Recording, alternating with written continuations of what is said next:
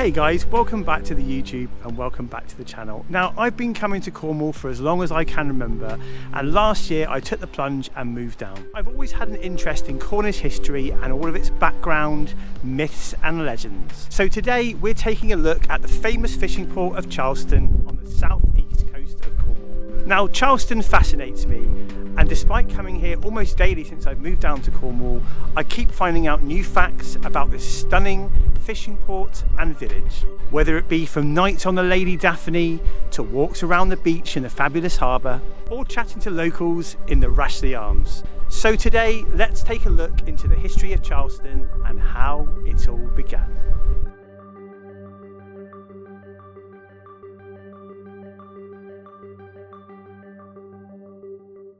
Once a thriving working port, constructed to export copper and china clay, Charlestown's principal industry is now as a film set and to welcome visitors who want to follow in the footsteps of sailors from the past.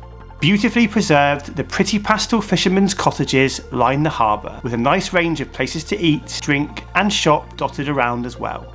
In recent years, the inner harbour has been opened up and lots of pop-up restaurants, shops and bars, including the Rum Sailor, have opened up as well.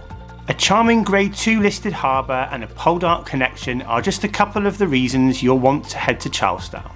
The beautiful harbour and surroundings retain much of their Georgian character, with beautiful period properties sitting side by side, traditional stone fishermen's cottages and harbour-side inns. Fans of BBC's Poldark will be familiar with the starring role that the stunning Cornish locations play in the TV series. As you enter the village, you're transported back in time. The sight of a small fleet of square riggers at anchor in the Grade 2 listed harbour adds to the atmosphere of times gone by. It is quite clear why this unique little port has played a part in so many TV series and movies, including Hornblower, Mansfield Park, The Wandin Line, and of course, the well-renowned Poldark. Originally the small fishing village of West Polmere, the port was constructed between 1791 and 1801 by Charles Rashleigh to export copper from local mines. Rashleigh was also responsible for the planning of the village that sprung up around the harbour. The village remains relatively unspoilt to this day and is full of attractive Georgian buildings and cosy fishermen's cottages. Until the outbreak of the Great War, the village prospered, mostly from the export of china clay, Cornwall's white gold, brought to the port by horses' wagons through the nearby St Austell from the upland pits and the import of coal. Unfortunately, the design of the harbour meant only small ships could use it. Modern ships proved too big to enter the port, and the last shipment of china clay was recorded in the year 2000.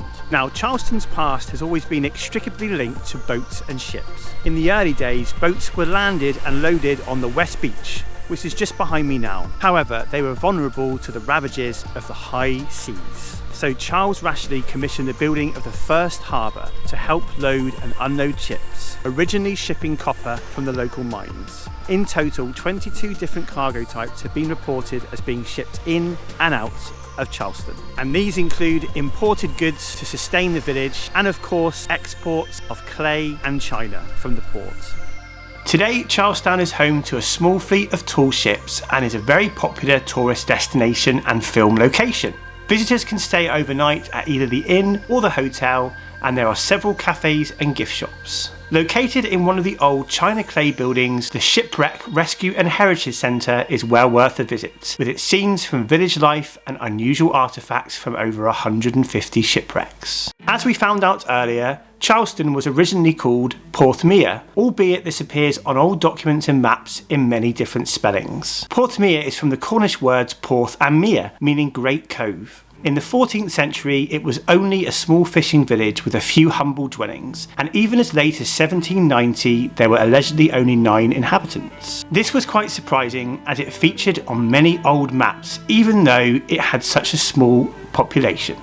It changed its name to Charlestown after Charles Rashleigh, who built the harbour and bigger settlement in around 1800. The harbour was bought by Square Sail in 1994 as a base for its tall ships, which helped fuel the harbour's new role in film and television production. It was offered for sale again in 2012 and bought by Charlestown Harbour Company in 2018, who still own it to this date. It is home to a number of traditional sailing ships, including Cadismore, a 1939 two-masted ketch, and Annie, a 1930 topsail schooner, and of course my favourite, the Lady Daphne, where I've had many a great night listening to local music and performances and spending some time at the bar on the boat. From the outset, fishing has been an important part of the village. Originally, pilchards brought riches from the sea, their plenty probably establishing the settlement originally and for a brief while in the 18th and 19th century. In more recent times, more modest livings have been made by fishermen, mostly after lobster and crab. Commercial fishing, however, ceased at Charlestown in 2012. Now, when you think about Charles Rashleigh and his team of people, building this harbour in the 18th century must have been a huge feat of engineering, and it's still quite astonishing today how they actually managed to complete it, given the limited tools, construction materials and just general building at that time. It was of course Charles Rashleigh, a member of the Rashleigh family of Menabilly near Foy, who had the vision to create Charlestown. Already an astute landowner and businessman with premises in St Austell, he created Dewporth Manor as his new residence in 1781, and then commissioned the famous engineer John Smeaton in 1791 to design and build a harbour and dock to export copper from the local mines. A planned village was developed around the harbour with all the associated industries: blacksmiths, coopers, tanners, masons, rope makers, and eventually a Methodist chapel, school, inn, hotel and church. The village even had its own gun battery to protect the harbour from marauding French, which still exists today on the western cliff top. It also had a well-drilled artillery company to fight Charlestown's corner. Walking around the harbour, you really get a sense of scale about just how much of a big development this was for Charles Rashleigh, and the epic amount of work that must have gone into constructing this double harbour and everything else associated with it. It really is quite awe-inspiring. One of the most extraordinary stories about Charles Rashleigh is how he was betrayed by not just one but two men. Joseph Dingle plays an increasingly important role in the planning and building of the village and harbour, becoming superintendent of works. Over time, he systematically embezzled thousands from the project. Finally, Dingle was found guilty and owed Rashleigh and others in the region of £32,000, over 2.5 million in today's money. He was then duped by another manservant, Joseph Daniel. He had hopes of Daniel becoming a magistrate, which required that he was a property owner, so Rashleigh bequeathed him his house and estate at Dewporth, on the assumption that it would be returned to him later. But it wasn't. The result of all this was that Charles Rashleigh died in 1823, a broken man and bankrupt.